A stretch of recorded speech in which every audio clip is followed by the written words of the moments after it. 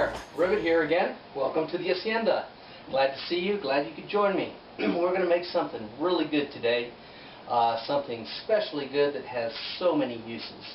I hope you've enjoyed my Aztecs, my mojo de ajo. That's another condiment that has a lot of uses. Today we're going to be making what's called berbere paste. That's an Ethiopian condiment that is a crucial ingredient to all and most Ethiopian dishes. Very popular there. It's almost like, I guess, barbecue sauce or ketchup would be here in the States.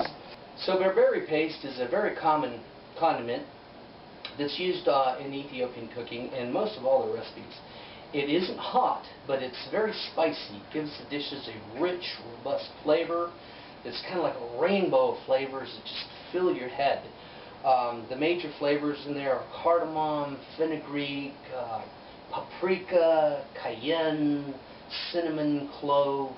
It's this whole swimming flavor that just takes over, and it adds a very rich flavor to stews, soups, and dishes of that nature. I discovered it when I was making a dish called wat. Wat in Ethiopian means a stew. It could be beef, chicken, whatever. And it needed the berbere paste. Well, I made some and I had some left over. And we have discovered so many ways to use it. You can water it down a little bit and paint it on, much like a barbecue sauce when you're grilling and smoking meats. You could use a little oil to thicken it up and brush your burgers when you're grilling. What we like to do is thin up the paste a little bit with a combination of oil and a couple teaspoons of oil and some water, and marinate chicken in it 8-10 hours, and then throw it on the grill. Oh my goodness, unbelievable. You can also oven roast chicken that way, or you could use it thick and just slather it on the chicken and bake it, and my goodness, just it's a delicious coating. Anyway, without further ado, we're going to wash our hands, and you've seen the ingredient list, and we're going to make it. It's very simple, and it's something you're going to want to keep around the kitchen all the time. Okay, what we have over here is we have the 1 onion chopped up, 3 or 4 cloves of garlic chopped up, and half a cup of water. So we are going to put that in here in the blender, and we're going to blend that up real good. And once that's done, this is going to be an integral part of our paste. Alright, you can see here that we've pulsed it until it's nice thick paste, and we'll be setting that aside for now, and we'll go on to the dry ingredients. Alrighty, here we go. I have combined all the dry ingredients into a bowl here, and what we're going to do is turn the oven on to medium heat, or the stove top rather, and in a regular pan with no Pam spray, no stick, no nothing, just take all the powder and put it down in there. And then we're going to take a spatula. Where are we? I know you're in here somewhere. Going to take a wooden spatula, and we're going to stir it. We're going to combine all the spices.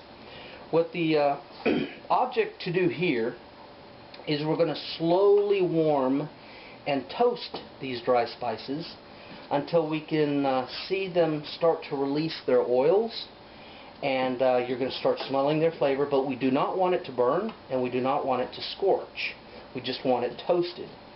So we're going to keep an eye on it and keep stirring it around, and it should take, I'm guessing, about 20 minutes, if I remember right. And you're not going to be here staring at this for 20 minutes.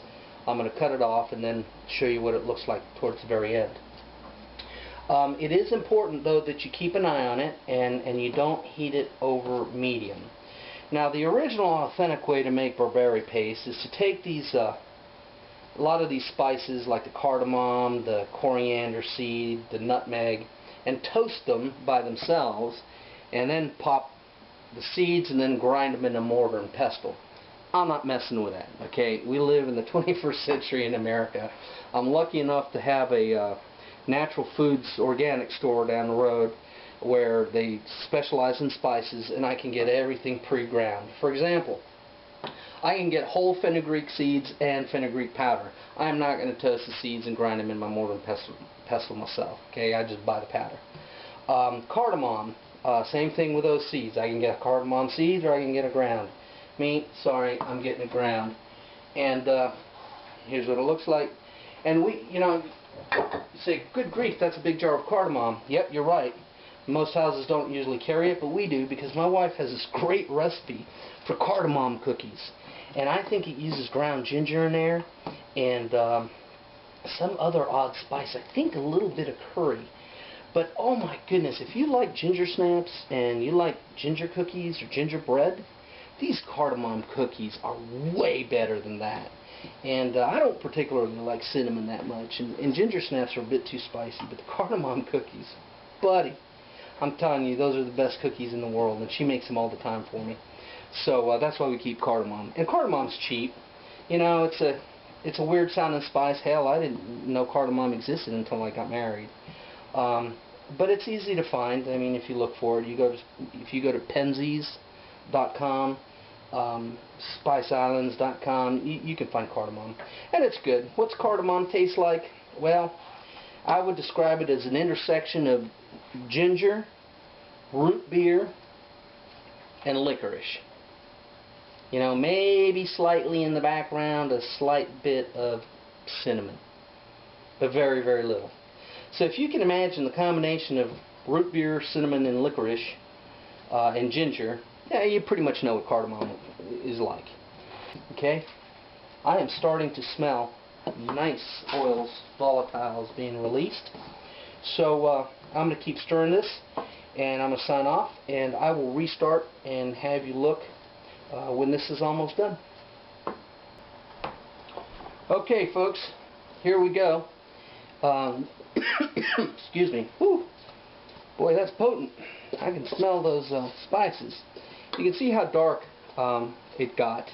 Very, very ochre colored. And the reason why they're in a bowl now is because I forgot to mention, excuse me, it'll go from not toasted to toasted, boom, that fast.